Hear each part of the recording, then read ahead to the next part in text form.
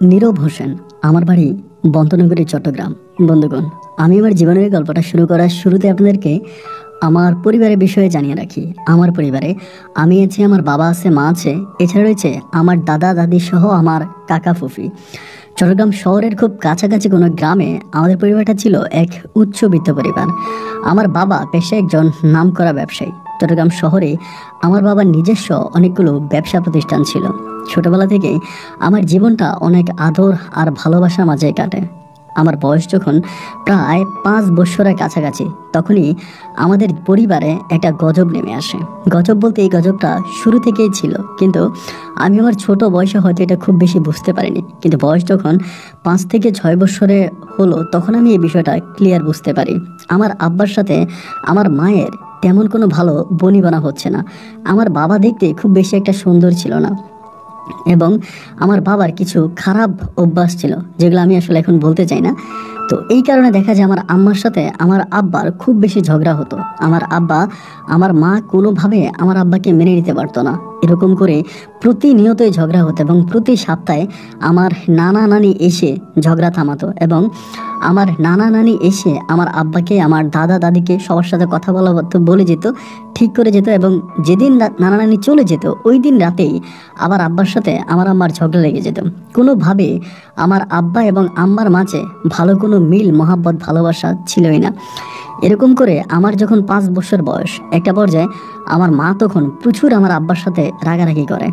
আমি শুধু বুঝতে পারছি একদিন রাতের বেলায় প্রচণ্ড ঝগড়া হয়, এবং ঝগড়া হওয়ার পরের দিন সকালে আমার আব্বা যখন কাজে যায়, আমার মা তখন আমাকে কোলে করে নিয়ে আমার দাদার বাড়ি থেকে চলে আসবে। আমার দাদি সহ আমার পুপিরা সবাই আমার মাকে জড়িয়ে ধরলো যে তুমি যাইও না, মানে যেতে মানা করলো। কিন্তু আমার মা কারো নিষেধ মানলো না। হাতে ব্যাগ নিয়ে আমার মা তখন চলে আসলো আমাদের বাড়িতে, মানে আমার নানু বাড়িতে। আমার নানুর বাসা চট্টগ্রাম শহরেই ছিল, মানে শহরের মধ্যে বাসা ছিল। পরে আসার পরে দেখা গেল যে আমার মামা ছিল বড় 2জন, আমার 2 বড় মামা, আর আমার কোনো মানে ছিল না, খালা ছিল না। আমার মামাই ছিল 2টা, আমার মা 1জন। তো আমার 2 মামা তখন আমার আমার মার সাথে খুব ঝগড়া করতেছে, তুই কেন চলে আসলি, এটা ওইটা। এবং পরের দিন আমার আব্বা তখন আসছে আমার আম্মাকে নেওয়ার জন্য, পরের দিন সকালবেলা। এবং আব্বা খুবভাবে চেষ্টা করছে আমাকে নিয়ে যাওয়ার জন্য, মাকে নিয়ে যাওয়ার জন্য, কিন্তু নিতে পারেনি। এক পর্যায়ে দুপুরের দিকে আমার বড় মামা তখন আমার মায়ের গায়ে হাত তোলে, এবং মায়ের গায়ে হাত তোলার পরে সেদিন রাতের বেলায় আমি জানতে পারি যে আমার মা নাকি আমার আব্বাকে ডিভোর্স করে দেয়। মানে ডিভোর্স করে, এবং ডিভোর্স দিয়ে দেওয়ার পরেও আমার মাকে ওই পরিবারে ফিরিয়ে নেওয়ার জন্য আমার বাবা বা আমার দাদা দাদি অনেক চেষ্টা করে, তো তারা নিতে পারে না। আসলে আমার আব্বার যে সমস্ত সমস্যাগুলো ছিল, ওই সমস্যাগুলো কারো কাছে বলার মতো না। আমার মা এই জন্য কাউকে বলতে পারেনি, নীরবে মুখ বুঝে অনেক দিন ধরে সহ্য করা যায়। কিন্তু যখন সহ্যের বাঁধ ভেঙে যায়, একটা পর্যায়ে আমার আম্মা তখন চলে আসে। আর মায়ের চলে আসাটাই আমার নানুর বাড়ির মানুষজন দেখলো, কিন্তু মা কেন চলে আসলো এইটা কেউ আসলে খুঁটিনাটি বোঝার চেষ্টা করলো না। এরপরে আমার মা আমার নানু বাড়িতে থাকতে শুরু করে।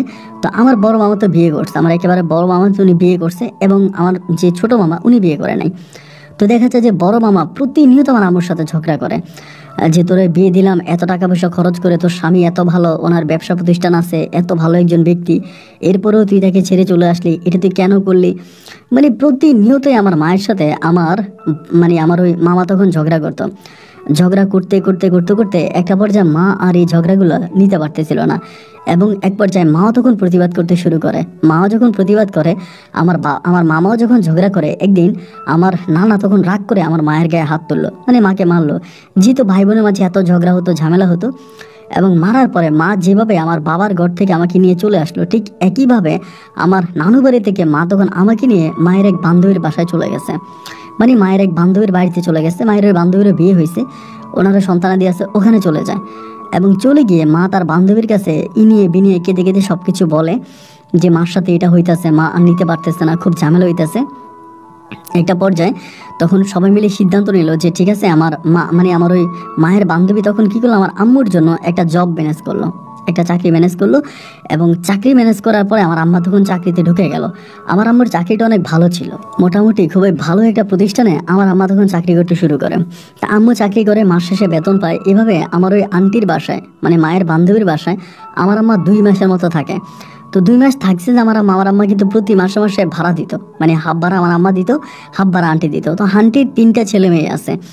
এখন ওনার ছেলে মেয়ে, ওনার হাজব্যান্ড, ওনার শ্বশুর শাশুড়ি, আমরা একটা বাসার মধ্যে খুব গেঁচাগেঁচি হয়ে যায়, মানে থাকাটা খুব কঠিন হয়ে যায়। একবার যে আমার আম্মা তখন করলো কি, একটা সিঙ্গেল বাসা নিয়ে নিল, মানে একটা ছোটোখাটো দেখে একটা বাসা নিল এবং ওই বাসাতে তখন আমাকে নিয়ে গেল। আমি আর আম্মু তখন ওই বাসাতে থাকতাম। আম্মু তখন আমাকে, আমরা যে বিল্ডিংয়ে থাকতাম ওই বিল্ডিংয়ের নিচেই, মানে ওই বিল্ডিংয়ের মধ্যেই একটা কিন্ডার গার্ডেন ছিল। আমাকে ওই কিন্ডার গার্ডেনে তখন আমার আম্মু ভর্তি করাই দেয়। আমি তখন ওই কিন্ডার গার্ডেনে পড়াশোনা করতেছি।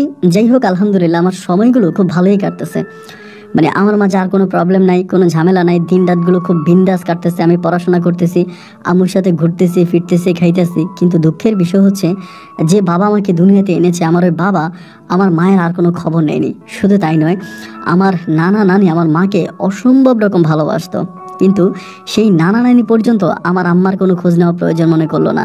আমার নানা নানি, আমার বাবা, আমার বাবার পরিবার, আমার নানার পরিবার সবাই আমার মাকে ভুলে গেল। মা তখন এক শূন্য ছাড়ার মতো চাকরির উপরে ডিপেন্ড করে চাকরি করতে শুরু করে। আমি তখন পড়াশোনা করে, মা তখন চাকরি করে।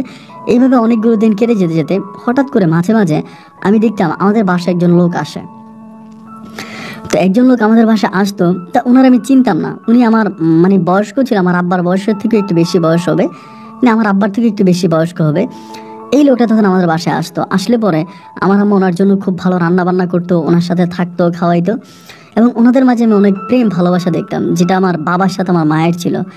এরকম করে দেখতে দেখতে আমি ওনাকে আঙ্কেল করে ডাকতাম। প্রায় বছর খানিক পরে আমার আম্মু একদিন আমাকে হঠাৎ করে বলতেছে যে, নীরব, তুমি ওনাকে আর আঙ্কেল ডেকো না, ওনাকে তুমি বাবা করে ডাকো। তা আমি তখন আম্মুরে বলি, ছোট মানুষ তো, আমার না বাবা আছে।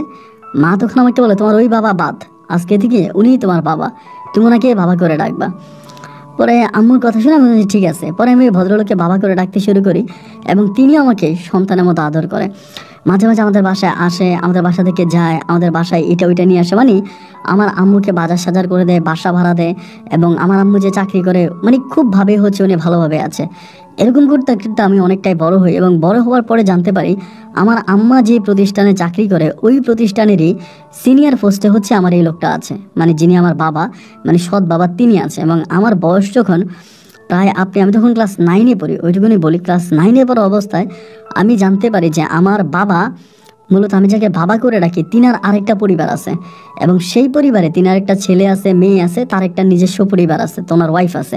আমার আম্মা হচ্ছে মানে তার সেকেন্ড ওয়াইফ।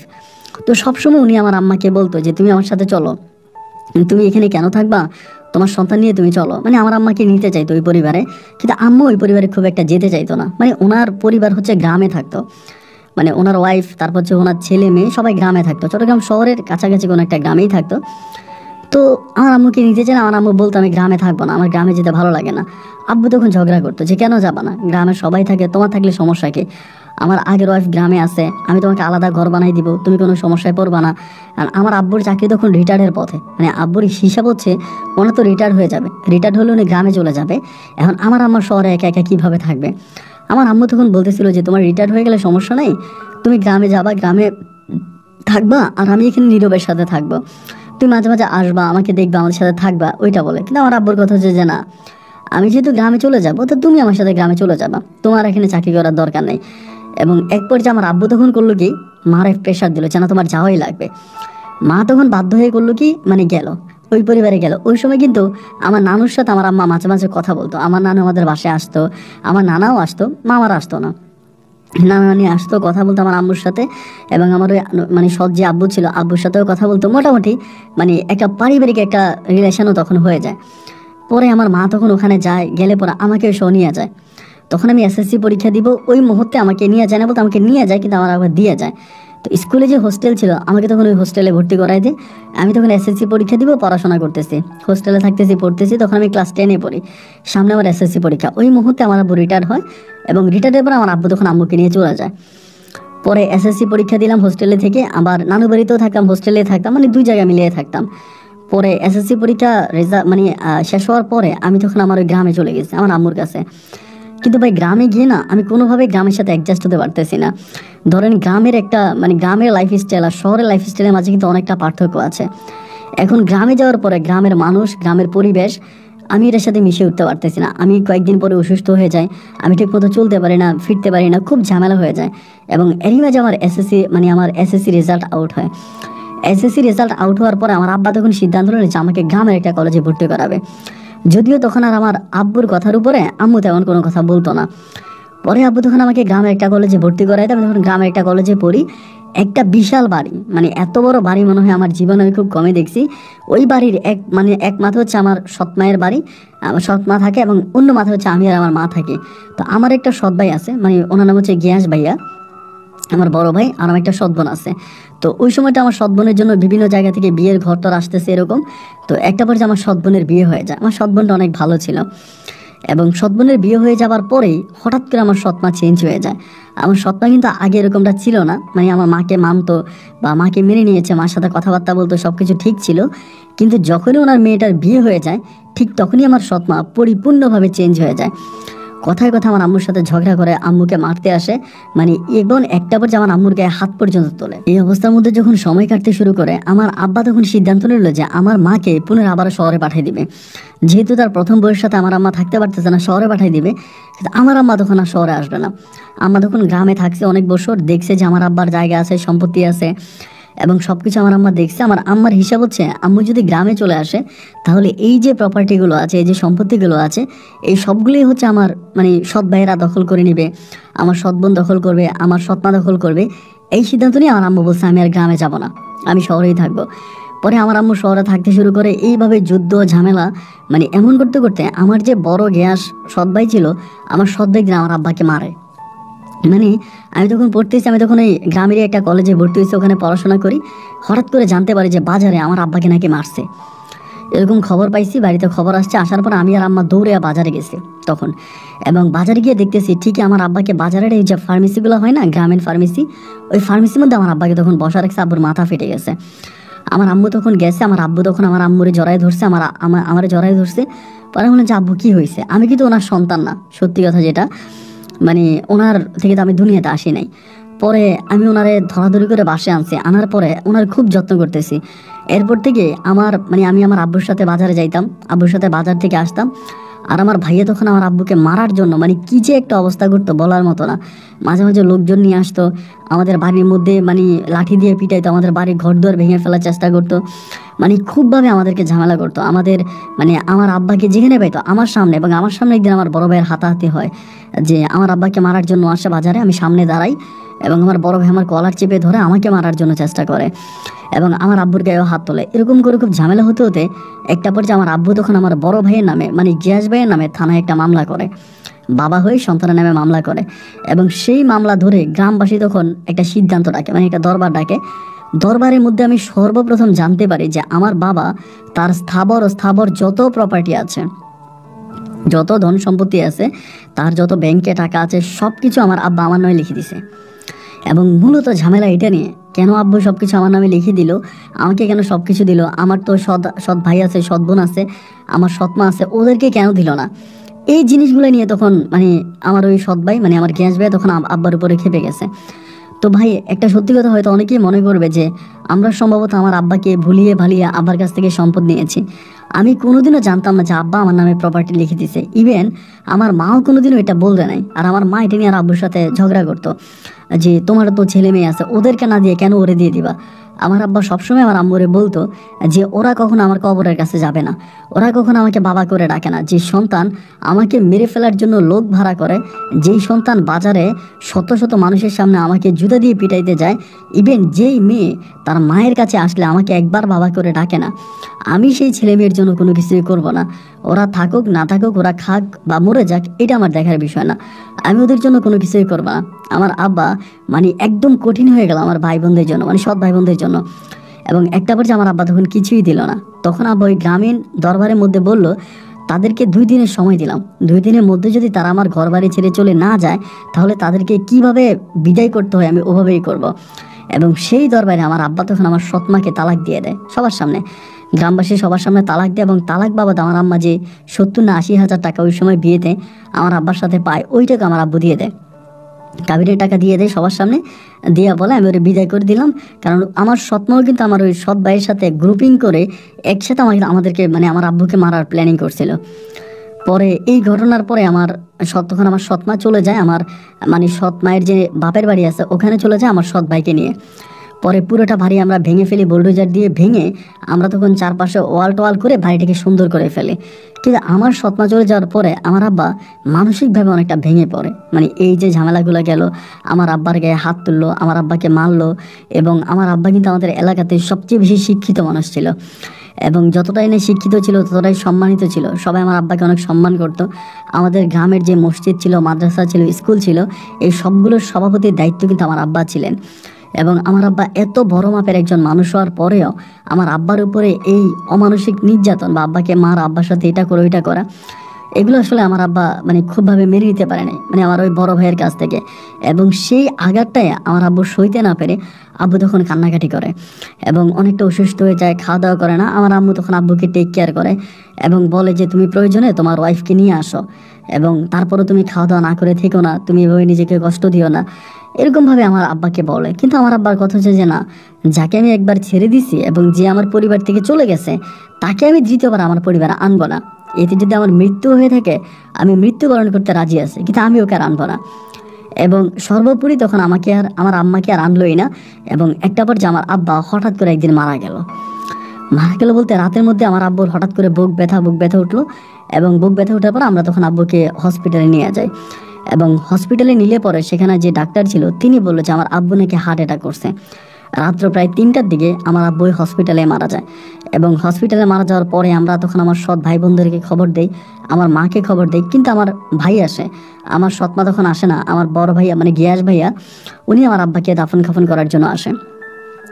এবং আব্বুর মৃত্যুর পরে আমার মার উপরেও কিন্তু মোটামুটি অনেকটা ঝামেলা যাইতো।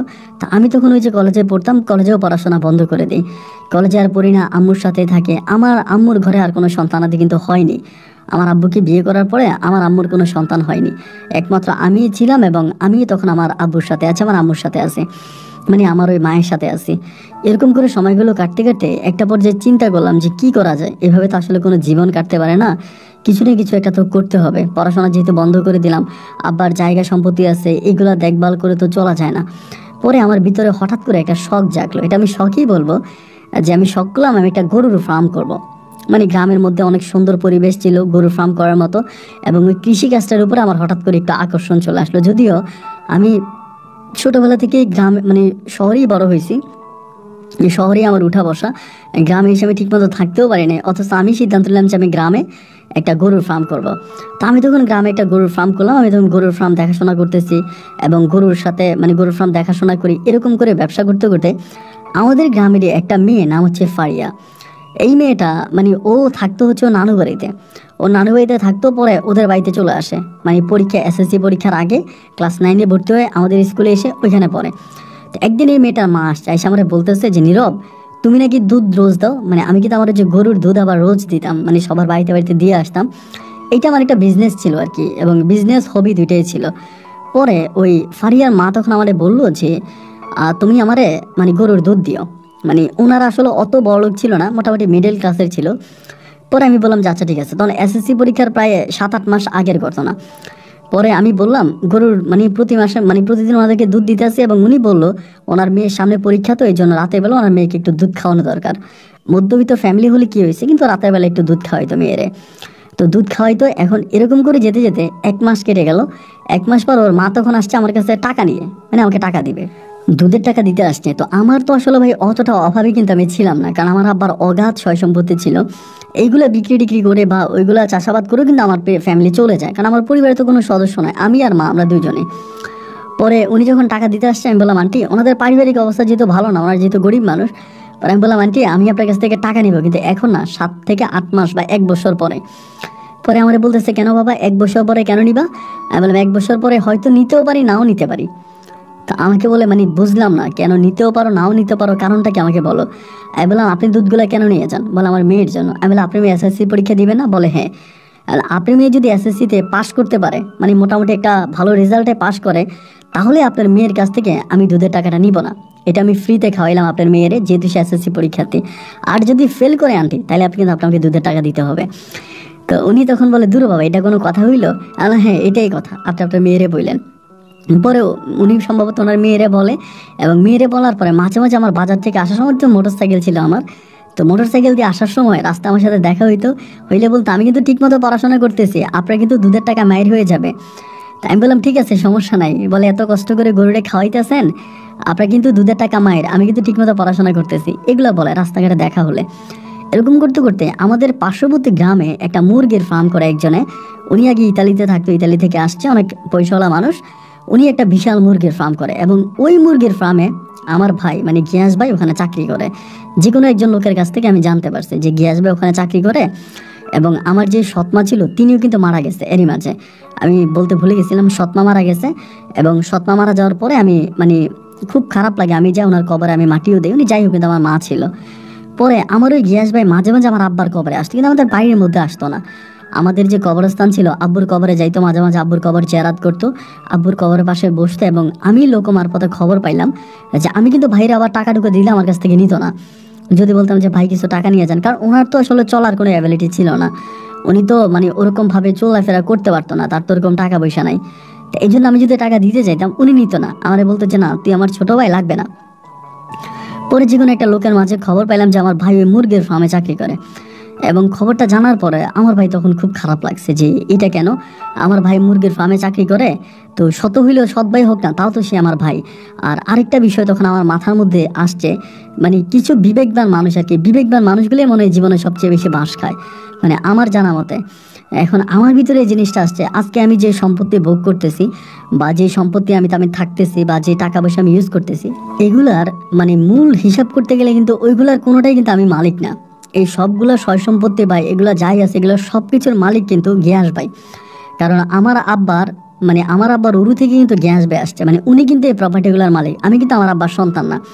আমার আম্মা কিন্তু আরেক পরিবার থেকে আমাকে নিয়ে আসছে, তো এগুলোর মূল মালিক কিন্তু গিয়াস ভাই। এই জন্য আমার ভিতরে একটা মায়া লাগলো যে আমি একদিন পরে ওনার বাড়িতে, মানে উনি যেখানে কাজ করে, মুরগির ফার্মে কাজ করে, ওখানে গেছি।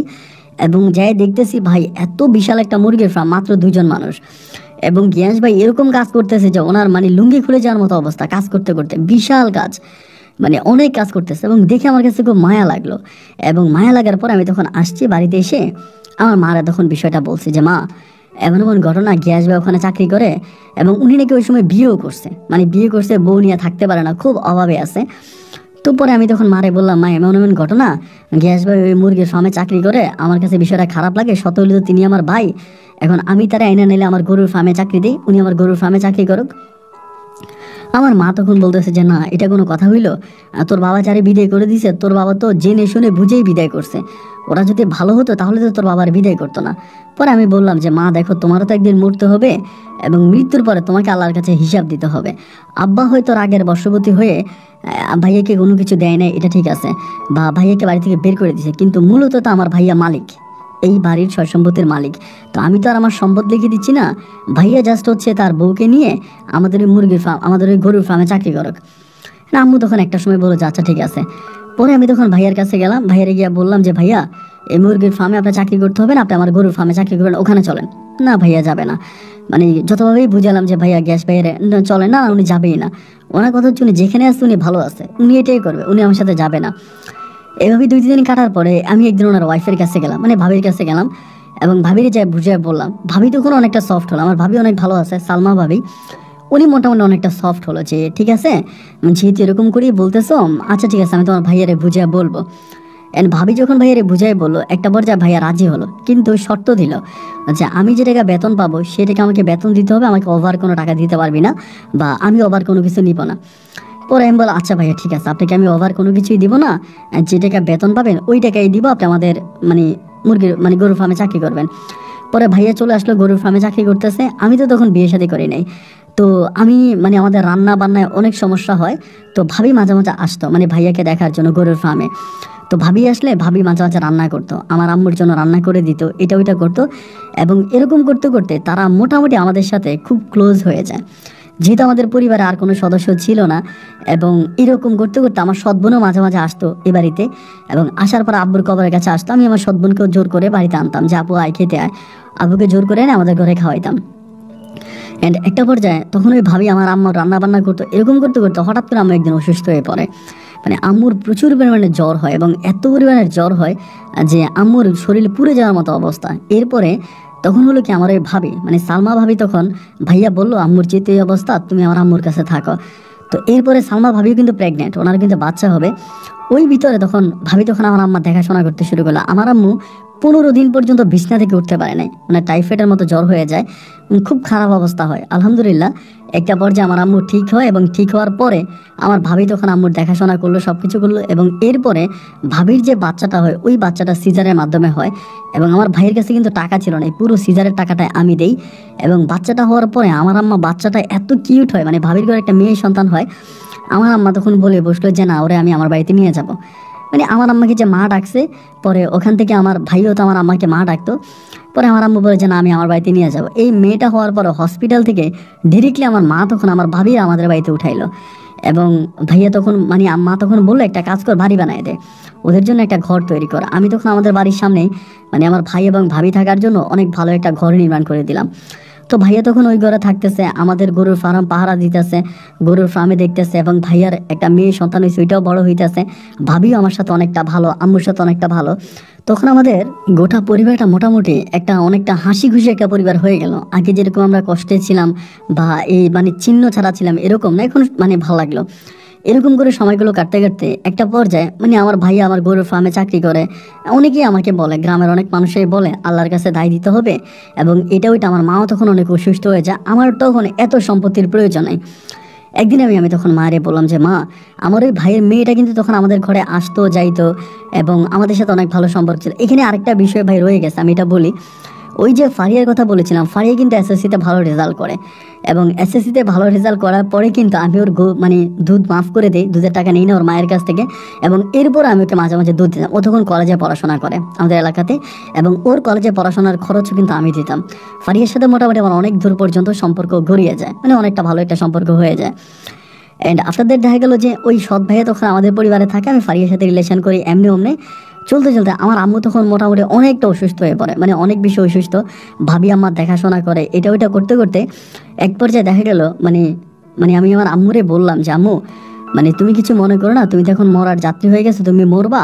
মানে এই বিষয়টা কিভাবে উঠে আমি আপনাকে বলি। একদিন আমাদের মসজিদের ইমাম সাহেব ছিল, উনি একদিন আমাকে ডাইকাটা বলে, মসজিদে আমাকে ডেকে বলে যে নীরব, তোমার আব্বা তোমাকে যে প্রপার্টি দিছে ওই প্রপার্টির মালিক কিন্তু মূলত তুমি না। এই দুনিয়াতে প্রত্যেকটা জিনিসের জন্য হিসাব দিতে হবে।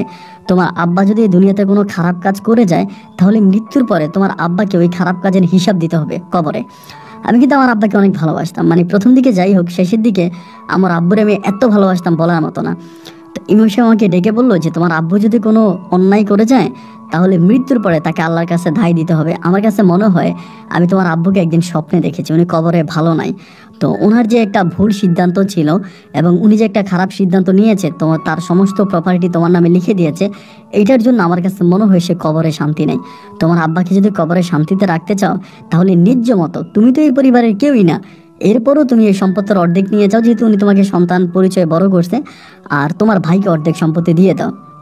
তা না হলে তোমার ভাইয়ের ওই অভিশাপে তোমার আব্বা কিন্তু কবর দেশে অনেক কষ্টে আছে। এই কথাটা ইমাম সাহেব আমাকে বললো। আর এদিক দিয়ে আমার আম্মাও অসুস্থ, মানে আম্মা অনেক বেশি অসুস্থ। তো দুটো দিক চিন্তা করে আমার মনটা ভাই অনেকটা খারাপ হয়ে গেল। এবং খারাপ হওয়ার পর আমি তখন আমার আম্মুরে একদিন এসে বললাম, আম্মু গো, ইমাম সাহেব আমাকে এমনি এমনি করে বুঝিয়ে বললো, এখন তুমি আমারে কি বলো, এভাবে তো হতে পারে না। আমার আম্মু তখন বলে, বাবারে, আমার বয়স হয়েছে, আমি মৃত্যুর যাত্রী হয়ে গেছি, এবং আমি কয়দিন বাঁচি তার কোনো ঠিক নাই। আমাকে যতটুকু সেবা যত্ন করার অতটুকুই গ্যাসের বউই করে, আর গ্যাসে করে ওনাদের মেয়েটারে আমি বুকে পাই, আমি শান্তিতে আছি। তুই যেটা ভালো মনে করস তুই সেটাই কর। তো একদিন আমি তখন ভাইয়ারে ডাকলাম, ভাইয়ারে ডাইকে ভাবির সাথে সাথে ডাকলাম, ডাইকে আমি বললাম এমন এমন ঘটনা, আব্বার যে সম্পত্তি আছে ওই সম্পত্তির টোটাল অর্ধেক আমি আপনার নামে লিখে দিব। ভাইয়ার এটা বললাম, এবং বলার পরে ভাইয়া তখন বলে, না প্রয়োজন নাই, আমি তোর ফার্মে কাজ করে আমি ভালো আছি, আমার মেয়েটার একটু ভবিষ্যতে যদি পারস দেখে শুনে একটা বিয়ে দিস। মানে খুব কষ্ট নিয়ে বললো। তাই আমি বললাম, না ভাই, এটা হতে পারে না, আমি আমার বাবার সম্পত্তি কেন পুরোটা ভোগ করব, আর হিসাব করতে গেলে তো এই সম্পত্তির আমি কেউই না, কারণ আমি তো আমার বাবার সন্তান না। আর ভাই তখন একটা মুচকি হাসি দেয়। এবং এরপর আমি এলাকার লোকজন ধরি, বাট সবাই আমাকে মানা করে। আমাদের এলাকার যত গণ্যমান্য চেয়ারম্যান মেম্বার থেকে শুরু করে যারাই ছিল প্রতিষ্ঠাতা, তারা সবাই আমাকে মানা করে যে না নীরব, এতটা ভালো হওয়া ভালো না, এতটা ভালো হওয়া ভালো না, এতটা ভালো হইতে যাইস না। এরপর আমি সবার কথাকে ডিনাই করি, মানে সবার কথাকে আমি ওভারটেক করি। এবং এরপর আমি আমার ভাইয়ার নামে আমাদের যে টোটাল সম্পত্তি ছিল, আমাদের স্থাবর মানে আপনার বাড়ি ভিটা বা ধানের জমি যা ছিল সব জায়গায় আমি ভাইয়ার অর্ধেক অর্ধেক দিয়ে দিই, নিজের রেজিস্ট্রেশন করে ভাইয়ার নামে দিয়ে দিই। এবং দিয়ে দেওয়ার পরে ভাইয়া তখন ওইটা ভোগ দখল করতেছে। ভাইয়া তখন আর আমার গরুর ফার্মে চাকরি করে না।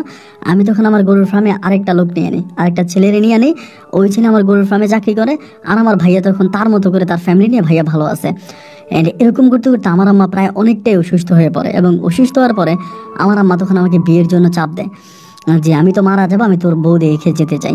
এখন বউ দেখে যেতে চাই বলতে আমার তো পছন্দ হয়েছে ওই মানে ফারিয়া, যার সাথে আমার সম্পর্ক। ও তখন কলেজে পড়তো, আমি ওর কলেজে পড়াশোনার খরচ চালাইতাম, ওরই আমি সব কিছু দেখাশোনা করতাম। কলেজেও তখন ইন্টারমিডিয়েট ফাইনাল পরীক্ষা দিবে। ওই মুহূর্তে আমি তখন আমার ভাবির কাছে বিষয়টা বললাম যে ভাবি, এমন এমন ঘটনা, এই মেয়েটার আমার পছন্দ হয়, মেয়েটা এমনি এমনি। ভাবি তখন মানে আপনি একটা জিনিস চিন্তা করেন, এই মানে জিনিস আমি ওখান থেকে আর কি বুঝতে শুরু করি যে মানুষ কেমন। ভাবি কিন্তু একটা সময় মানে দিন এনে দিন খাইতো, মানে 3 বেলায় খাবার খেতে পারতো না, মানে আপনার জমির কচু লতি এটা খেয়ে ভাবি কিন্তু বাইচা থাকতো। অথচ সেইভাবে আমারে বলতেছে যে এই মেয়ে গরিব, এত গরিব ফ্যামিলিতে তোমাকে বিয়ে করাবো না, ডাইরেক্ট ভাবি। এবং একইভাবে আমার ভাবি যেটা বলতো আমার আম্মা কিন্তু সেটাই শুনতো, মানে আমার আম্মা আমার ভাবির কথা মানতো। আম্মুর কাছে তখন বললো যে আম্মু দেখেন, মেয়ের তো আসলে কিছুই নেই, এবং মেয়ের পরিবারে এই পরিবার, এখন এত গরিব ফ্যামিলিতে আমরা কেন নীরবে বিয়ে করাবো, আমরা তো আরো ভালো অবস্থানে যেতে পারবো। ভাবি তখন আমার আম্মুর পক্ষে আমার আম্মুকে বললো, আমার আম্মু তখন ভাবির পক্ষে গিয়ে বলতেছে না, এই মেয়েকে আমাকে বিয়ে করাবে না, আমাকে আরো ভালো পরিবারে বিয়ে করাবে, এই গ্রামে আমাকে বিয়ে করাবে না, অন্য কোনো গ্রামে ভালো পরিবারে বিয়ে করাবে।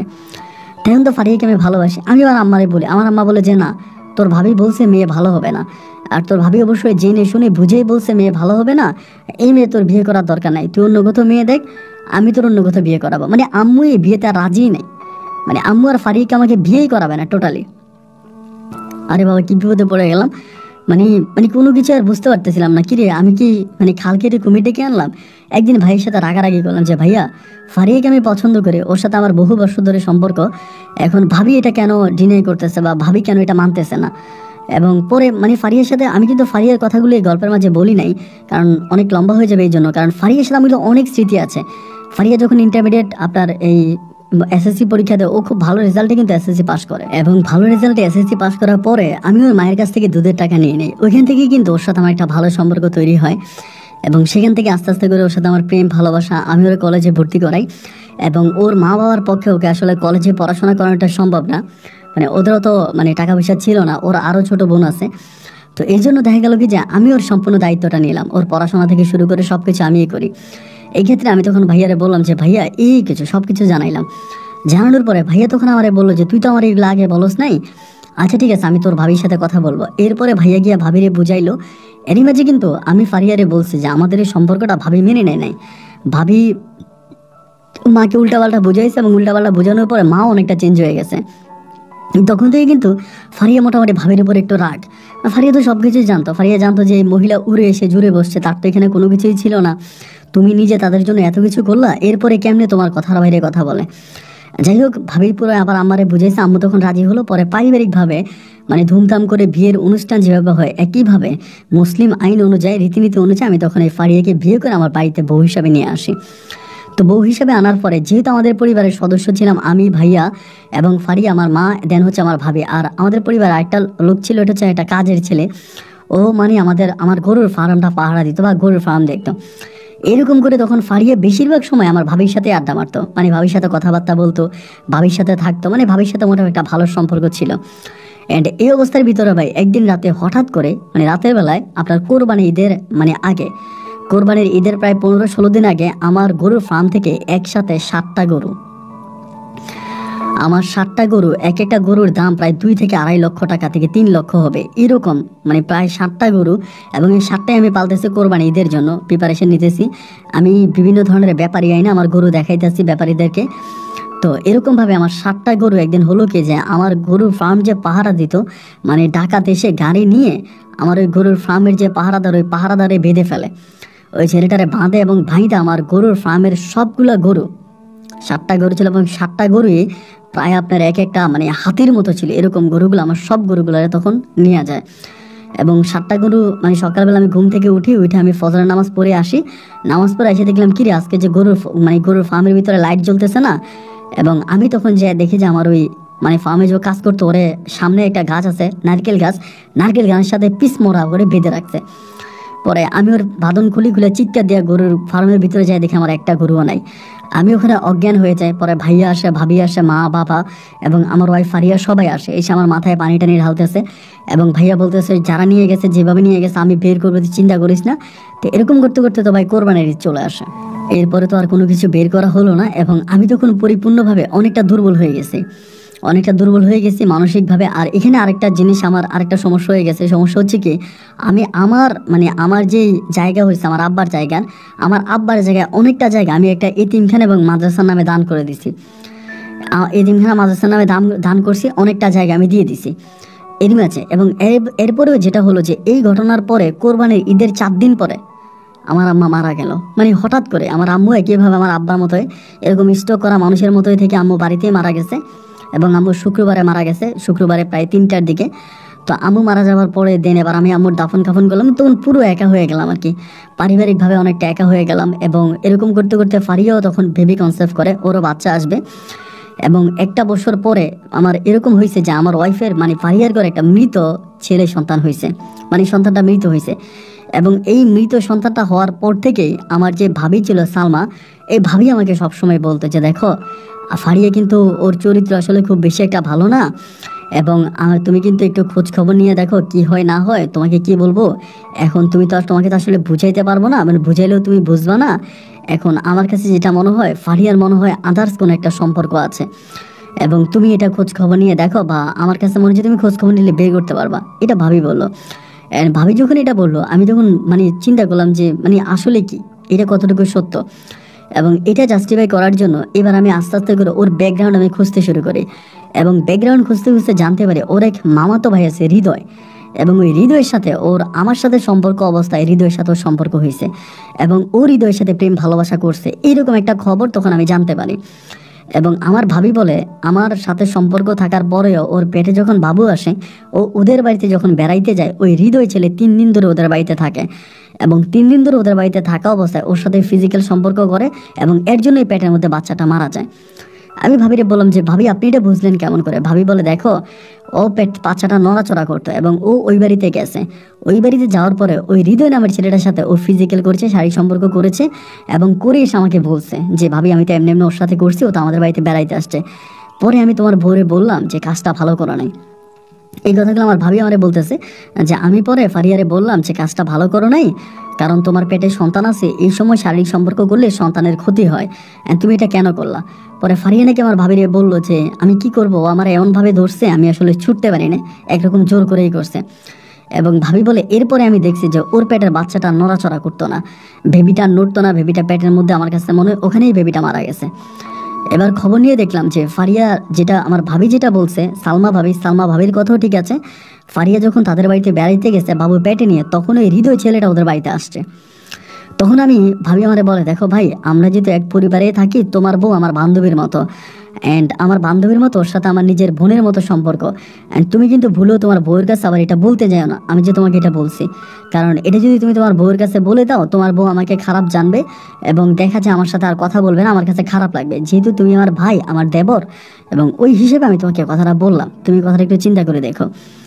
মনটা ভাই তখন খুব খারাপ হয়ে গেল। একে তো গরুর ফার্ম শেষ হয়ে গেল, এবং দ্বিতীয়ত হচ্ছে আমার আমার ওই মা মারা গেল, এবং আমার বউ এরকম একটা কাজ করলো যার জন্য আমার সন্তানটা মারা গেল। মানসিকভাবে অনেকটা ভেঙে পড়ছি, খাওয়া দাওয়া করি না, ঘুমাই না, রাস্তায় ঘুরি, মানে কেমন যেন একটু অন্যরকম হয়ে গেছি। এবার ফারিয়া অনেকটা ডাউট করে ফেলে যে কী ব্যাপার, আমি এরকমটা কেন করি? আমি তো রোডে বলতেছি না, ভাবি তো আমাকে মানা করছে। পরে এরকম করে সময় কাটতে কাটতে প্রায় অনেকগুলো দিন এখানে কেটে গেছে। অনেকগুলো দিন কেটে যাওয়ার পরে, এবং আমি ওর সাথে খুব ঝগড়া করি, ফারিয়ার সাথে কারণে ঝগড়া করি, ও আমার সাথে ঝগড়া করে। এমন করতে করতে একদিন ওর সাথে ঝগড়া করে মানে মোটামুটি রাগারাগি করে আমি একদিন করলাম কি, আমার মানে যে নানার বাড়ি, মানে আমার যে নানু বাড়ি, ওইখানে আমি মাঝে মাঝে যাইতাম। একদিন ফারিয়ার সাথে ঝগড়া করে আমি আমার নানু বাড়িতে চলে গেছি, মানে আমার আম্মুর বাপের বাড়িতে, ওরা তো শহরেই থাকে, শহরে চলে গেছি। গিয়ে রাতের বেলায় ওখানে আসি, থাকার পরে আমি ওই রাতে ওই জায়গায় আসছি এবং আসার পরে সন্ধ্যার দিকে ফারিয়া আমার কল দিতেছে, বারবার কল দেয়, আমি রিসিভ করছি। পরে আমার বলে বাড়ি আসবো না, আমি বললাম যে না বাড়ি আসবো না। পরে আমি বললাম যে কেন আসতে হবে কেন? ও আমাকে বলে আমার একা একা রাতে ঘুমাইতে ভয় লাগে, তুমি বাড়ি আসো। আমি বলছি না, আমি তোমার চেহারা দেখবো না, তুমি তোমার বাপের বাড়িতে চলে যাও, নাইলে তুমি ভাবির কাছে চলে যাও। আমি এই ঘরে মানে আমি এটা করবো না, এটা আমি বললাম আর কি, যে না আমি এভাবে থাকবো না, বা তোমার আমি মুখ দেখবো না। দুজনের মাঝে ঝগড়া হয়েছে, ঝগড়াঝাটি হওয়ার পরে অ্যান্ড এই অবস্থার মধ্যে তখন হলো কি যে আমি ওর সাথে ঝগড়া করে তোলা ফোন লাইন কেটে দিছি। কেটে দিয়ে আমি ওরা বলছি যে তুমি ভাবির কাছে গিয়ে ঘুমাও। এরপরে আমি ভাবিরে আবার ওরে ফোন দিছি যে তুমি ভাবির কাছে যাইতেছো? ও বলে হ্যাঁ আমি ভাবির কাছে চলে যাচ্ছি। তা আমার কথা হচ্ছে যেহেতু রাগ করে চলে আসছি, আজকে রাতে নানু বাড়িতে থাকি, কালকে সকালে না হয় বাসায় যাব, এরকম একটা চিন্তা ভাবনা আর কি, যে সকালবেলা বাসায় যাব। পরে ও তো জানি ভাবির বাসায় চলে গেছে। রাত্র প্রায় 1টার দিকে, আনুমানিক এরকমই হবে, 1টা-1.5টার দিকে আমার ভাবি তখন আমার ফোন দিচ্ছে। ফোন দিয়ে আমার বলতেছে যে নীরব তুমি কি আজকে বাড়িতে আসো নাই? এমনি আমার বলতেছে। আমি বললাম না ভাবি, আমি তো বাড়িতে আসি নাই। পরে আমার বলে কেন আসো নাই? আমি বললাম ভাবি ওর সাথে আমার ঝামেলা হয়েছে, আপনি তো দেখছেন, এবং ঝামেলা হওয়ার পর থেকে আমি আসলে ওর সাথে আর থাকতে চাই নাই, এবং ওই ঝামেলার পর থেকে আমি আমার নানু বাড়িতে চলে আসছি, আমি আমার নানু বাড়িতে আছি। পরে আমার বলে বাহ, এরকম সুযোগ করে দিলা? আমি তখন বললাম সুযোগ মানে ও তো আপনার কাছে ঘুমানোর কথা, আসছে আপনার কাছে ঘুমায় নাই। পরে বলে আমার কাছে ঘুমাবে কেন, ওর নাগর আসছে না আজকে? আমি বললাম মানে এইটা আপনি কি বলেন? বলে কি বলবো মানে, সন্ধ্যার সময় তো ওর মামাতো ভাই ওদের বাড়িতে হাজির, হৃদয়। আমি বললাম কি বললেন আপনি, হৃদয় ওদের বাড়িতে? বলে হ্যাঁ হৃদয় আসছে। অথচ সন্ধ্যার সময় হৃদয় আসছে। আমি রাত 9টার দিকে আমার বউয়ের সাথে কথা বলি। আমি ওরা তখন জিজ্ঞেস করলাম যে মানে ও বলে আমার বাসায় একা থাকতে খারাপ লাগে। আমি বললাম যে ঠিক আছে তুমি ভাবির কাছে চলে যাও, অথবা তোমাদের বাড়িতে চলে যাও। অথচ ভাবি আমারে বললো যে হৃদয় নাকি আমার বাসায়। আমি বললাম ভাবি আপনি সত্যি বলতেছেন? বলে হ্যাঁ হৃদয় তোমাদের বাসায় আছে, তুমি যদি বিশ্বাস না করো তাহলে তুমি মানে আসো, আইসা তুমি দেখে যাও। মানে এত পরিমাণে রাগ উঠছে তখন ভাই, আমি আসলে বলে বোঝাতে পারবো না। আমি তখন এই রাতের বেলায় মানে রওনা দিছি যে আমি বাড়ি চলে যাব, মানে ওরকম রাতের বেলায় রওনা দিছি। দেওয়ার পরে আমি বাড়িতে যাইতেছি, একটা সিএনজি রিজার্ভ করলাম, অর্ধেক পর্যন্ত আসছি। পরে ভাবি আমার আবার ফোন দিল, আমার ওই সালমা ভাবি। ফোন দেওয়ার পর আমারে বলতেছে যে নীরব তুমি কি সালমারে ফোন দিয়া মানে তুমি কি ফারিয়ারে ফোন দিয়া বলছো যে আমি যে বলছি হৃদয় আসছে? আমি বলি না ভাবি, আমি তো বলি নাই। আমি কেন বলবো, আমি তো গিয়া হাতে না তোরে ধরে আমি কুত্তার মতো পিটাবো, ওরে আমি আজকে তালাক দিয়ে দিব। ভাবি তখন আমাকে বলে তাহলে বুঝলাম না, ফারিয়া কেন একটু আগে এসে আমার দরজা ধাক্কাইতে আছে? আমি বললাম তার মানে? বলে দরজা ধাক্কে ও আমার ঘরে শুইছে, এখন এসে আমার সাথে শুইছে, আমি বাথরুমের কাছে এসে তোমার সাথে কথা বলতেছি। এবং দেখে মনে হলো যে ও অনেকভাবে শারীরিক সম্পর্ক করে আসছে, ওর শরীর এই অবস্থা। আমি তখন বললাম তাহলে হৃদয় কোথায়? বলে হৃদয় তোমার ঘরেই আছে। আমি বলি হৃদয় আছে তো ঘরে আছে, আমি তাইলেই চলবে। এরপরে অনেক রাত্রে আমি তখন বাড়িতে আসছি। আসার পরে আমি তখন ঘরের মধ্যে ঢুকলাম, মানে আমার ঘরের দরজা গিয়ে নক করতেছি। 2 বা 3বার দরজা নক করার পর তখন হৃদয় দরজাটা খুলছে, এবং হৃদয় দরজাটা খোলা মাত্রই আমি তখন ওই জায়গার ভিতরে হৃদয়ের কলার ধরে ওরে মারতে শুরু করছি। এমনভাবে মারতে শুরু করছি, ও চিৎকার দিছে। পরে পাশের ঘর থেকে আমার ভাই ভাবি এবং ফারিয়া সবাই বেরিয়ে আসছে, এবং আশেপাশে আরও অনেক লোকজন ছিল, এলাকাতে বাড়ির লোকজন ছিল, তারাও তখন বেরিয়ে আসছে। আমি ওরে মারতেছি, ফারিয়া আমাকে জড়াই ধরছে। ধরার পরে ফারিয়া আমাকে 2টা ধাক্কা দিয়ে এবং একটা থাপ্পড় দিয়ে দেয় সবার সামনে। দেওয়া মাত্র আমি তখন বলে ফেলি যে তুই এই পোলার সাথে আগাম করে আমার বাচ্চাটা নষ্ট করছস, আমি এই খবরও পাইছি, এবং আমি এই পরিবারের সবার সামনে আমি তোরে 3 তালাক দিলাম। এই বলে আমি তারে 3 তালাক দিয়ে দিই।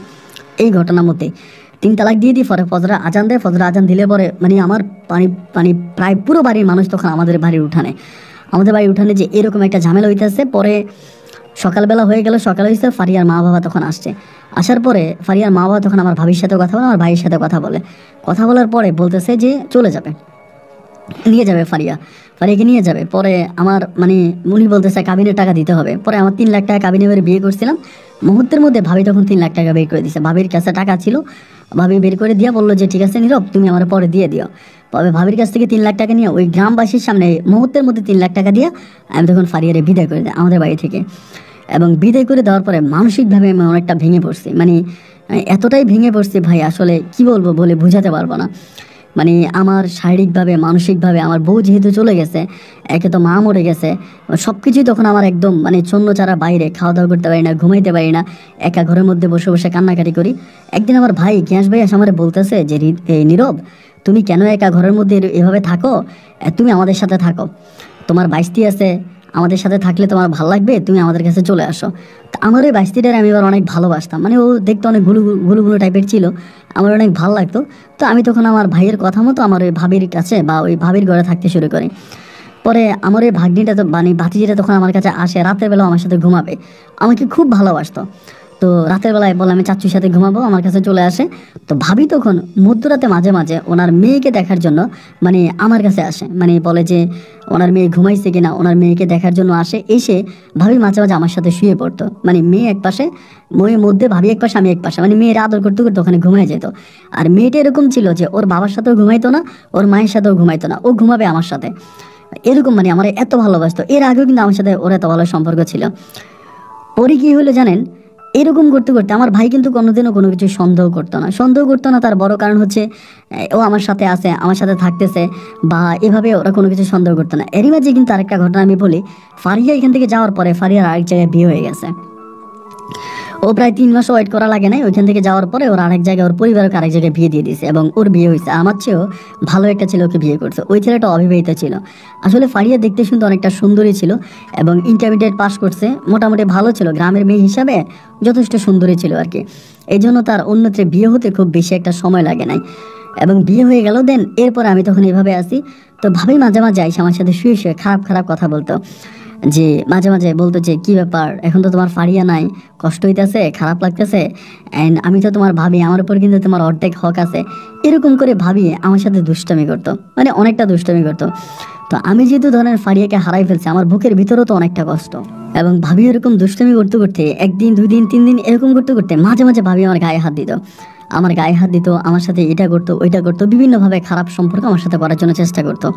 তা আমি 15 দিন 20 দিন 1 মাসের মতো এই জিনিসগুলোর কাছ থেকে এড়িয়ে চলতাম, মানে ভাবির আমার কাছে আসতে দিতাম না, ভাবির কাছ থেকে দূরে থাকতাম, ভাবিকে আমার শরীরে হাত দিতে দিতাম না, এরকমভাবে আমি তখন দূরে থাকতাম। কিন্তু কোনোভাবে আসলে ভাবি আমার কাছে ছাড়তো না। ওই যে মেয়ের অজুহাতে সন্ধ্যারাতে আমার কাছে আসতো, এবং একদিন রাতের বেলায় ভাবি মোটামুটি জোর করে আমার ধরে বসে বলতেছে তোমার ভাইয়ারে বিয়ে করছে, জাস্ট একটা মেয়ে হয়েছে, কিন্তু আমি তোমার ভাইয়ের কাছে শারীরিক শান্তিটা কখনোই পাই নাই। আর ফারিয়া আমাকে বলছে তুমি নাকি তোমার ওয়াইফের সাথে অনেক ভালো সম্পর্ক করতা। ফারিয়া এটা নিজের মুখে আমার কাছে বলে গেছে যে তুমি নাকি অনেক ভালো সম্পর্ক করতে, এগুলো বলতো। আমার না ওই ফারিয়ার মুখ থেকে শোনার পরেই না তোমার প্রতি একটা আকাঙ্ক্ষা জেগে গেছে। তো আমি তখন বললাম যে কি বলেন আপনি, ফারিয়া আমাদের বেডরুমের কথাবার্তা আপনার কাছে বলতো? হ্যাঁ। ভাবি বলে ওর সাথে আমি ফ্রি ছিলাম না, ও তো সবসময় আমাকে বলতো। আমি ওরে বলতাম যে দেখো তোমার বড় ভাই ভালো না, মানে তোমার গিয়াস ভাইয়ার সাথে আমার শারীরিক সম্পর্ক হয় না ওভাবে, ও অনেকটা উইক, এটা ওটা বলতাম।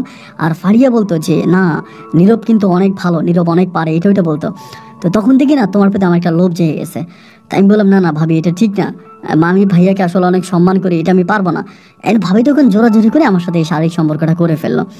এবং করার পরে এরপরে ভাবি প্রায় প্রতি রাতেই আমার বাসায় চলে আসতো, আমার এখানে আসতো। আসার পরে আমার মেয়েটারে, মানে ওই মেয়েটারে তখন ভাবি মেয়ের অজুহাতে আমার কাছে আসতো, এবং প্রতি রাতে উনি আমার সাথে এই সম্পর্কটা করতো। একদিন হয়তো আমি বাধা দিয়েছি, 2 দিন বাধা দিয়েছি, এরপরে আমি আর বাধা দিতাম না, এবং বাধা না দেওয়াতে প্রতিনিয়ত তার সাথে আমার এই শারীরিক সম্পর্কটা হতে থাকতো। পরে এভাবে সময়গুলো কাটতেছে। আর এদিক দিয়ে আমার ভাই কিন্তু কোনো কিছু ডাউট করে না, আমার যে জায়গা সম্পত্তি আছে যাই আছে এগুলো সবই ভাইয়া দেখাশোনা করতো তখন। কারণ আমার তো এগুলো খাওয়ার কোনো মানুষ ছিল না, আমি একাই ছিলাম। আমার এগুলা মানে খাওয়ারও কোনো মানুষ নেই, আমি একাই খাইতাম, মানে একাই ভাইয়া ভাইয়া মানে ভাইয়া সব কিছু হচ্ছে দেখাশোনা করতো। এইভাবে সময়গুলো কাটতে কাটতে ভাবির প্রতি আমার একটা সময় আকৃষ্ট হয়ে গেছে। আমি আকৃষ্ট বলতে আমার ভাবির প্রতি একটা লোভ জেগে গেছে। আমি তখন ভাই কোন বিবেকে কোন বুদ্ধিতে এই কাজটা করলাম আমি জানি না, আমি ডিরেক্টলি ভাবিরে বললাম যে ভাবি আপনি ভাইয়ারে ছেড়ে দেন, আমি আপনার বিয়ে করব। ভাবি তখন আমারে বললো যে না এটা কিভাবে সম্ভব, এটা হতে পারে না, তোমার ভাইয়ার আমি বিয়ে করছি, আমার একটা মেয়ে আছে, এই অবস্থার মধ্যে আমি তো অনেক কেমনি বিয়ে করব। আমি বললাম ভাবি আমি আপনার সাথে যেহেতু এত কিছু করে ফেলেছি, আমি প্লিজ আপনাকে বিয়ে করতে চাই, আপনি যেভাবে হোক ভাইয়ারে ছেড়ে দেন। ভাবি বলে যে না আমার পক্ষে তো তোমার ভাইকে ছেড়ে দেওয়া সম্ভব নয়, তারা আমি বিয়ে করছি, আমার মেয়ে আছে, আমি ছাড়বো না। এইভাবে ভাই আমি হঠাৎ করে ভাবির প্রতি খুবই আকৃষ্ট হয়ে গেলাম, মানে আকৃষ্ট বলতে এতটাই আকৃষ্ট হয়ে গেলাম যে আমি ভাবিকে বিয়ে করেই ছাড়বো। এবার ভাইয়ের সামনে মাঝে মাঝে আমি ভাইয়ের সাথে দুষ্টমি করি। একদিন সুন্দর সময়, মানে আমি খুব জোরাজোরি করতেছি এই সম্পর্কটা করার জন্য, ভাবি আমার বলতেছে না তোমার ভাইয়া চলে আসবে, তোমার ভাইয়া চলে আসার সময় হয়েছে, অ্যান্ড তুমি এরকমটা করো না। এবং একটা পর্যায়ে মানে আমি জোরাজোরি করে ভাবির সাথে এই শারীরিক সম্পর্কটা ওইখানে করলাম। আমার মনে হয় ওই সময় ভাইয়া কিছুটা ডাউট করে, মানে কিছুটা সন্দেহ করে। তো এরকমভাবে সন্দেহ করার পরে আমি তখন মানে এরকমভাবে যখন সন্দেহ হওয়ার পরে আমি ভাইয়া সন্দেহ করো, এরপরে ভাই আমাকে খুব চোখে চোখে রাখতো, মানে ভাবিকেও চোখে চোখে রাখতো, আমাকে পাহারায় রাখতো। একদিন ভাবি আমারে বলতেছে যে নীরব, আমি যে তোমাকে বিয়ে করবো ঠিক আছে, তুমি যদি আমার উপর এতটাই পাগল হয়ে গেছো, আমাকে এতটাই ভালোবাসতেছো, আমার প্রতি তোমার এত আকৃষ্ট, মানে আমি কিন্তু তখন ভাই ভাবিরে ছাড়া কিচ্ছু বুঝতাম না। মানে ভাবি যা বলবে, ভাবি যেটা বলবে আমি ভাবি সব কথা শুনবো, মানে এতভাবে আমি ভাবির প্রতি আকৃষ্ট হয়ে পড়ি। পরে আমাকে বলে আমি না হয় তোমার এখন বিয়ে করলাম, এবং বিয়ে করার পরে আমার স্বামীরে আমি ছেড়ে দিয়ে তোমারই বিয়ে করলাম, তুমি যদি আমাকে 2 দিন পরে লাথি মেরে বের করে দাও, আমি কোথায় যাব? আমি তো আমার স্বামীকেও হারাবো, আমি তোমাকেও হারাবো, কারণ আমি একজন বিবাহিতা মেয়ে, আমার একটা মেয়ে সন্তান আছে, আমি বিবাহিত মহিলা, আমার একটা মেয়ে সন্তান আছে। এই অবস্থার মধ্যে তুমি যদি পরে আমাকে লাথি মেরে বের করে দাও, আমাকে তো তখন আর কেউ বিয়ে করবো না, আমি কোথায় যাব? বললাম ভাবি আপনি এটা কি বলেন, আপনি কি মানে আমি লাথি মেরে বের করে দিব কেন? আমি অবশ্যই আপনার সাথে সারা জীবন থাকবো। বলে তার গ্যারান্টি কি? তার গ্যারান্টি কি? আমি বললাম আপনি কি গ্যারান্টি চান, মানে আপনি কি বলতে চান, আমি আপনার কথা শুনবো। পরে বলে শুনবা তো? বলে শুনবো। তুমি যদি আমাকে ভালোবেসে থাকো, আমি যদি তোমার পৃথিবী হয়ে থাকি, তাহলে তুমি তোমার বাবার যে সম্পত্তি আছে ওই সম্পত্তিটা তুমি আমার নামে লিখে দাও, দেন আমি তোমাকে বিয়ে করবো।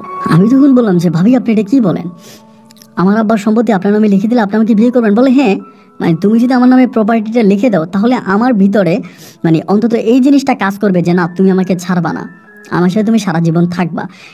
এরপরে যদি এটা না করো, দেখো আমি তোমার এখন তোমার ভাইয়ের সংসার ছেড়ে তোমার বিয়ে করলাম, এরপরে তুমি আমার 1 বছর 1.5 বছর 2 বছর আমার সাথে মজা মাস্তি করলা, 2-3 বছর পর তুমি আমার ছেড়ে দিলা, আর তখন আমার কি হবে? আমার যৌবন তো আর সবসময় থাকবে না। আর তোমাকে বিয়ে করার পরে তোমার ভাইয়ের সাথে আমার অনেক ঝামেলা হবে, তোমার ভাইও তো আমাকে এই পরিবারে থাকতেও দিবে না, তোমার ভাইও তোমাকে বুঝাবে, তোমার পরিবারের মানুষটা তোমাকে সবাই বুঝাবে, বুঝিয়ে হয়তো আমার কাছ থেকে তোমাকে সরাই ফেলবে, তখন আমার কি হবে? তখন তো আমার এই কুল 2 কুলে যাবে। অ্যান্ড অবশ্যই তোমার সাথে বিয়ে হবার পরে তোমার ভাইও তোমার অনেক বুঝাবে, গ্রামের লোকজন দিয়ে বুঝাবে, তোমার নানু বাড়ির লোকজন দিয়ে বুঝাবে, তখন যদি তুমি আমাকে ছেড়ে দাও, আমি তোমাকে বিশ্বাস করবো কেমন করে? পরে আমি এক বাক্যে রাজি হয়ে গেলাম যে ভাবি ঠিক আছে। আমি মানে ওনাকে ভাই আসলে অনেকেই বলবে যেটা কিভাবে সম্ভব, আসলে যে উনি ভাবির প্রতি আমি এতটাই আকৃষ্ট, উনি এটা কেন, উনি যদি বলে যে আমার জীবন দিয়ে দিতে, আমি আমার জীবনটা ওনার দিয়ে দিতে পারবো, আমি আমার জীবনটা ওনাকে দিয়ে দিতে পারবো, যে আমি ওনাকে এতটাই ভালোবাসি। সুতরাং মানে আমার এগুলো আর কোনো প্রয়োজন নাই। পরে আমি ঠিকই মানে একদম অন্ধের মতো আমার যত প্রপার্টি ছিল, আমার জায়গার সম্পত্তি আমি সব ভাবির নামে লিখে দিই, এবং ভাবির নামে লিখে দিয়ে ভাবিরে বলি যে তাহলে ঠিক আছে এবার চলেন আমরা বিয়ে করে ফেলি। ভাবি আমাকে বলে তুমি একটা ভালো বাসা ঠিক করো, মানে কোথায় থাকবা, আমরা তো আর এখানে থাকতে পারবো না, কোথাও তো থাকতে হবে। পরে চট্টগ্রাম শহরে আমি একটা ভালো ফ্ল্যাট ভাড়া করি, ওইখানে আমি ভাবিকে নিয়ে যাব। তো ভাবি আমাকে ঘুরেই আছে, মানে আজকে যাব কালকে যাব, বা একটু অপেক্ষা করো, একটু ওয়েট করো, চলে যাব, মানে এরকম করে করে ঘুরাইতে আছে। তাই আমি বললাম যে ভাবি আপনি আমাকে এরকম করে ঘুরাচ্ছেন কেন, মানে আপনি আমার সাথে চলেন, আমরা দুজনে মিলে বিয়ে শাদী করি, আমরা সংসার করি, আমরা একসাথে থাকি, আপনি আমাকে এরকম করে কেন ঘুরাচ্ছেন?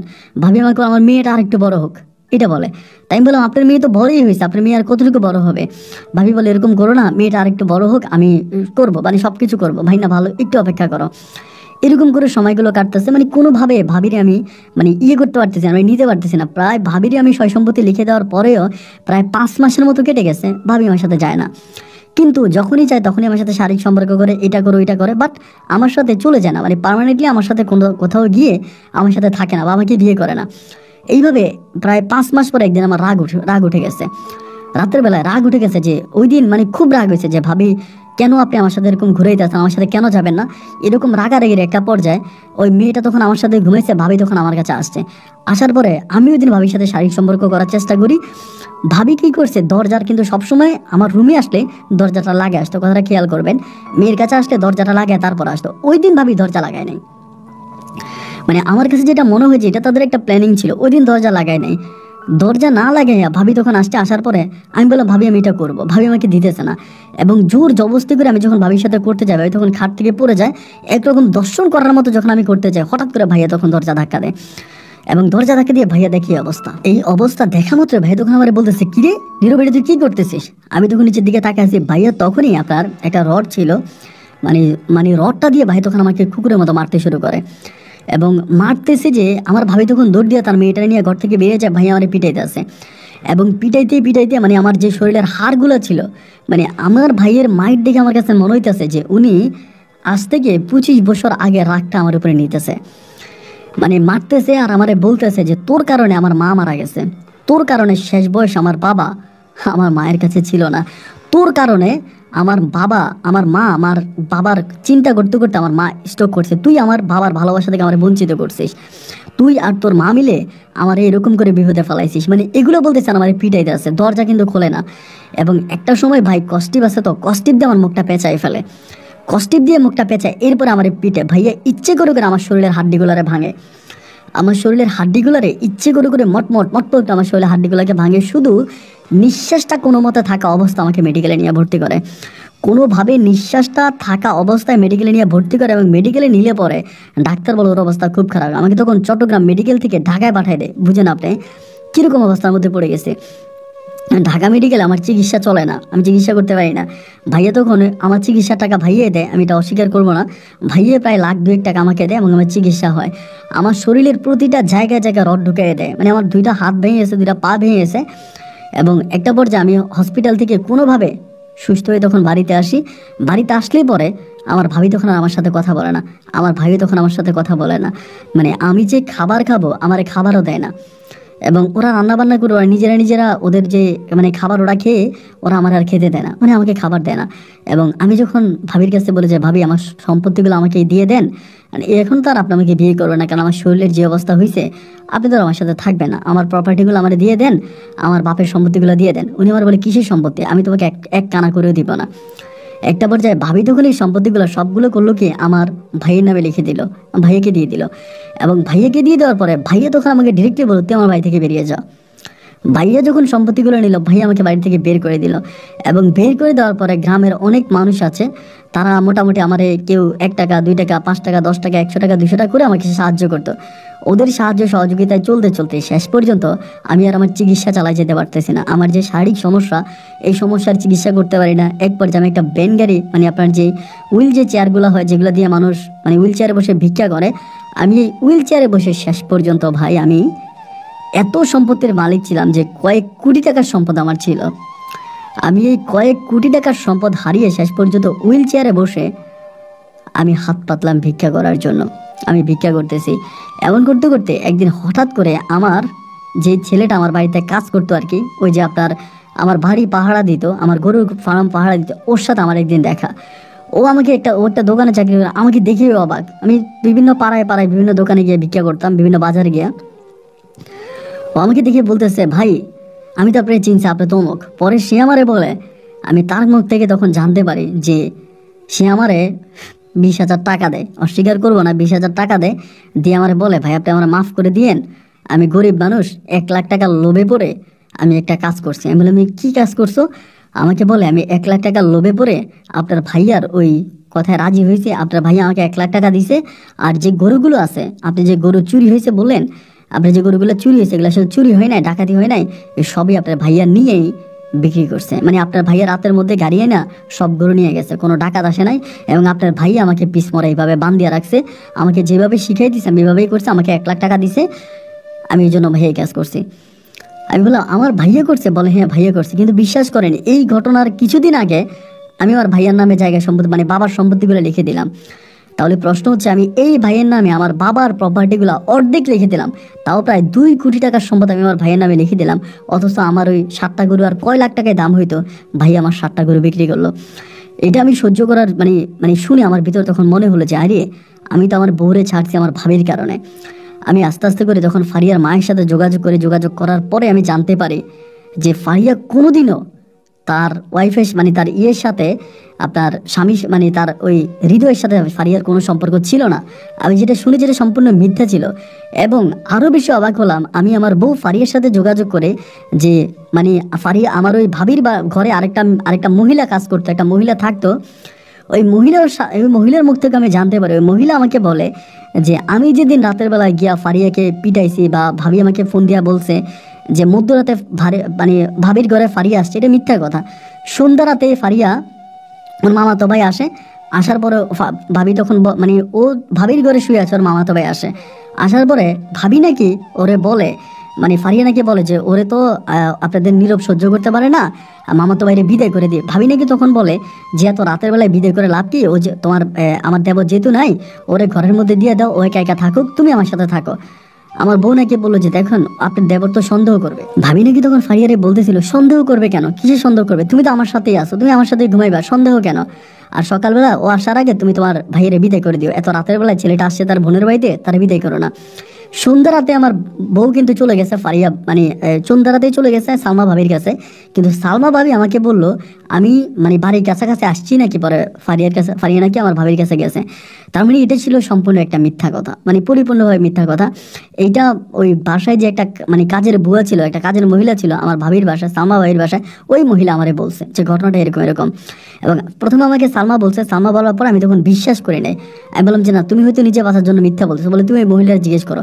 এবং ওই মহিলাকে জিজ্ঞেস করার পরে মহিলা আমাকে বলছে যে না, এটা সত্য কথা, আপনার বউ এমনি এমনি ঘটনাটা এইভাবে করছে। মধ্যরাতে আপনার বউ আমাদের ঘরে আসে নাই, সুন্দরাতে আপনার বউ চলে আসছে। আপনার বউ আসার পরে তার মামাতো ভাই আসছে, এবং আপনার বউ বারবার বলছে যে তার মামাতো ভাই বিদায় করে দেওয়ার জন্য, কিন্তু আপনার ভাবি সালমা বলছে যে না, বিদায় করো না, এত রাতের বেলা ছেলেটা আসছে, ওরে ঘরে থাকতে দাও, তুমি আমার সাথে থাকো, কিচ্ছু হবে না। অথচ ভাবি এমন এক মাস্টার প্ল্যানিং করলো, ওই ভাবির প্ল্যানিংয়ে আমি তখন আমার ওই মানে আমার হৃদয়ের মাইরে আমি তখন আমার বউরে আমি তালাক দিয়ে দেয়। এবং এই সুযোগটাই ভাবি তখন কাজে লাগে, মানে একটু একটু করে সবার কাছ থেকে আমাকে আলাদা করে নেয়। এবং এই সব কিছু শুধু আমার ভাবির প্ল্যানিং ছিল না, আমার ভাইয়ারও প্ল্যানিং ছিল। ভাইয়া ভাবি প্ল্যানিং করেই কিন্তু আমাকে এই পর্যন্ত ঢাবায় বা আমার এই ক্ষতিটা করে। ভাই এখন আমি রাস্তার ফকির, মানে যদি আমাকে কেউ 2 টাকা দিয়ে সাহায্য করে বা মাসে মাসে আমাকে, মানে আপনার কাছে বলতে দ্বিধা নাই, আমাকে মাসে মাসে 5,000 টাকা দেয় আমার বউ ফারিয়া, ওর যেখানে বিয়ে হয়েছে ও স্বামীর কাছ থেকে যে খরচের টাকা নেয় ওইখান থেকে মাসে মাসে 4-5 হাজার টাকা আমাকে দেয়। তারপর আমার মানুষের কাছে হাত পাতা লাগে, এমন এক জীবন নিয়ে আসি। যদি আত্মহত্যা মহাপাপ না হতো তবে আমি অনেক আগে আত্মহত্যা করে মরে যেতাম, এই দুনিয়াতে আমি বেঁচে থাকতাম না।